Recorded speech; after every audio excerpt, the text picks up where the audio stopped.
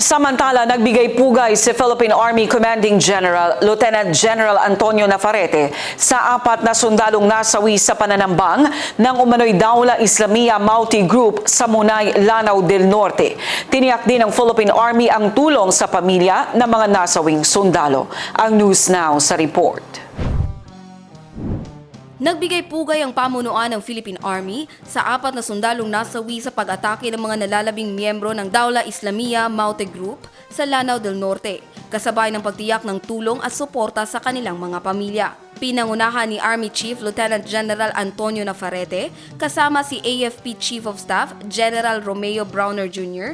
ang pag-alala sa kabayanihan ng mga sundalo araw ng Sabado, January 24. Ayon sa Philippine Army, ang sakripisyo ng mga sundalo ay patunay ng patuloy na paglilingkod ng mga kawal sa bayan at sa mamamayang Pilipino. Kinilala ang 4 na nasawi na sina Staff Sergeant Josito Araya ng 1st Civil Military Operations Battalion, Sergeant Gilbert Arnoza ng 106th Infantry Battalion, Sergeant Jonel Calgas ng 97th Infantry Battalion, at Private Sean Mark Lanito ng 44th Infantry Battalion. Tiniyak ni Lieutenant General Navarrete na agad na ipagkakaloob ang kinakailangang tulong at benepisyo sa mga naulilang pamilya. Aniya, mananatiling kaagapay ng mga pamilya ang hukbong katihan upang maibsan ang bigat ng kanilang sinapit at mapanatili ang dignidad ng mga bayaning nag-alay ng buhay sa tungkulin. Kasabay nito, personal ding dinalaw ng mga opisyal ang sugatang sundalo na si Corporal Roland de la Cruz ng 10th Infantry Battalion na ginawaran ng Wounded Personnel Medal bilang pagkilala sa kanyang katapangan.